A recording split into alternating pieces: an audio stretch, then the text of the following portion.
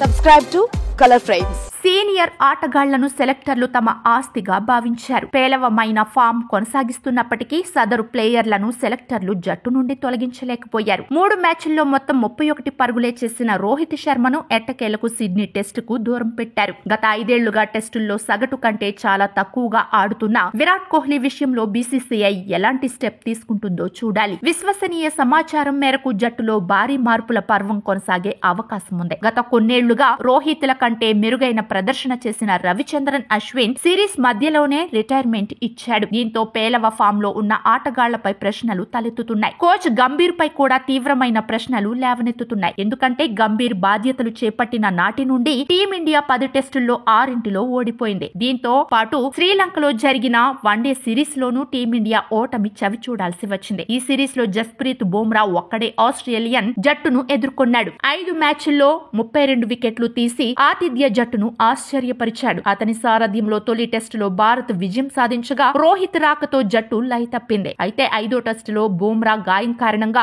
దూరమవ్వగా కోహ్లీ ఆ బాధ్యతలు తీసుకున్నాడు. అయినప్పటికీ జట్టు లాభపడలేదు. భారత్ తొలి ఇన్నింగ్స్ 185 పరుగులకు, రెండో ఇన్నింగ్స్ 157 పరుగులకు ఆలౌట్ అయింది. తొలి ఇన్నింగ్స్ లో 181 పరుగులకు ఆలౌట్ అయిన ఆస్ట్రేలియా జట్టు రెండో ఇన్నింగ్స్ లో 4 వికెట్లకు 162 పరుగులు చేసి 3-1తో బోర్డర్ గవస్కర్ ట్రోఫీని కైవసం చేసుకుంది. గాయం కారణంగా బుమ్రా లేకపోవడంతో ప్రముఖ కృష్ణ జట్టులోకి వచ్చాడు. అయితే సెలెక్టర్ల నమ్మకాన్ని నిలబెడుతూ కీలకమైన 3 వికెట్లను తీసుకున్నాడు. ఇక మహ్మద్ సిరాజ్ 1 వికెట్ తో సరిపెట్టాడు. కెప్టెన్ విరాట్ కోహ్లీ వీళ్ళిద్దరినే నమ్మాడు. కృష్ణ, సిరాజ్లు ఆరంభంలో పేలవంగా బౌలింగ్ చేయడంతో ఆస్ట్రేలియా కేవలం 3 ఓవర్లలో 35 పరుగులు చేసింది. Opener Usman Khawaja 41, Travis Head 34 not out, అరంగేట్రం ఆటగాడు బ్యూ వెబ్స్టర్ 39 నాటౌట్ రాణించడంతో జట్టు కేవలం 27 ఓవర్లలోనే విజయం సాధించింది. ఇక జట్టు విషయానికి వస్తే గత 8 టెస్టు మ్యాచ్ల్లో మొత్తం భారత బ్యాట్స్మెన్లు 80 ఓవర్లు కూడా ఆడలేకపోయారు. ఆస్ట్రేలియాతో జరిగిన